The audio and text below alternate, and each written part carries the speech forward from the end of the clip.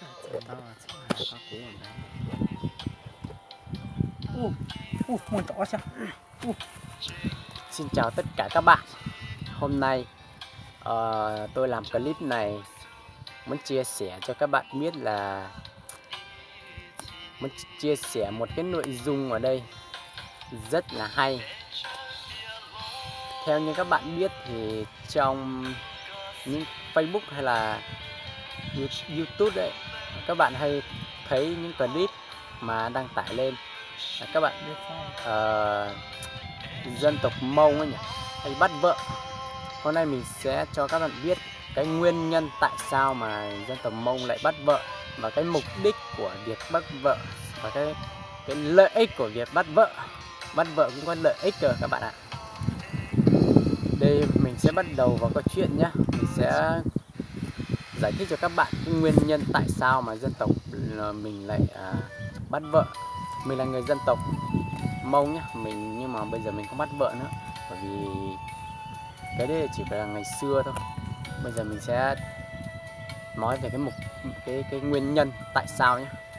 Thì bây giờ mình kể một câu chuyện cho các bạn nghe.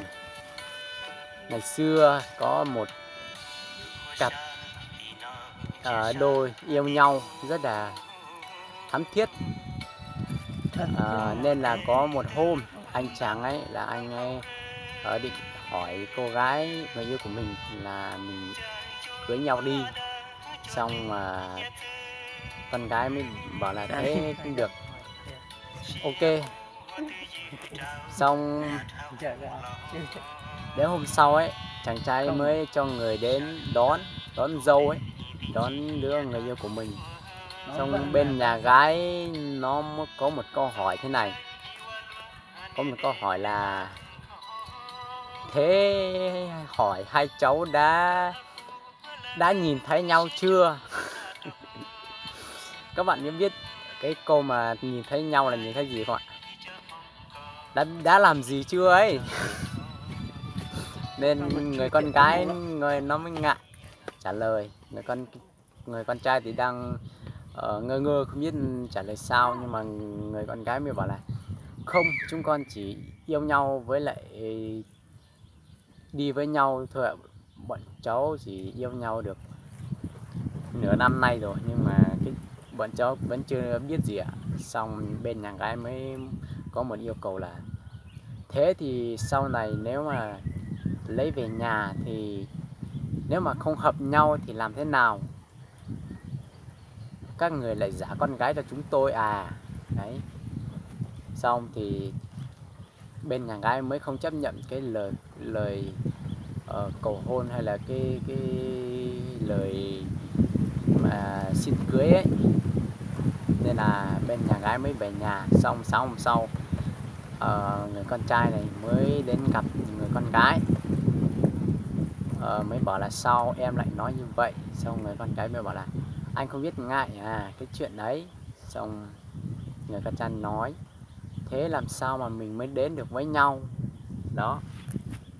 Thì người con gái mới bảo này, em có một cách rất là hay. Sáng mai trời chưa sáng, anh hãy rủ mấy thằng bạn, anh giả vờ bắt em về.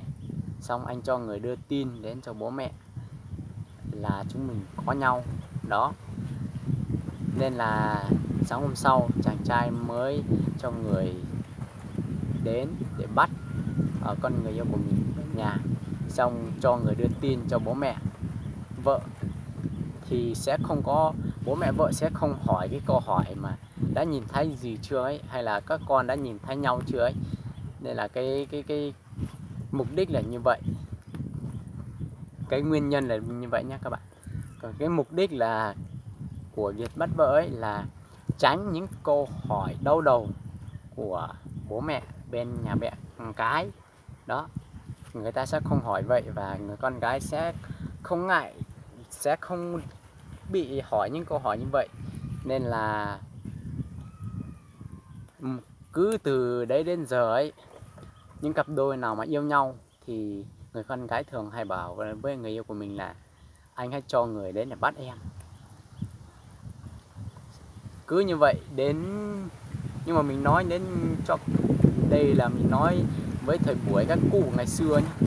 Còn thời đại bây giờ ấy mà các bạn hay nhìn thấy những cái clip đăng trên Facebook hay là YouTube đấy, cái đấy là không phải là người con gái bảo con trai đến để bắt mình nữa, mà là người con trai khôn lên, người con trai mới nghĩ là thế thì mình cứ đi ra chợ thấy đứa nào xinh xinh thì bắt về làm vợ.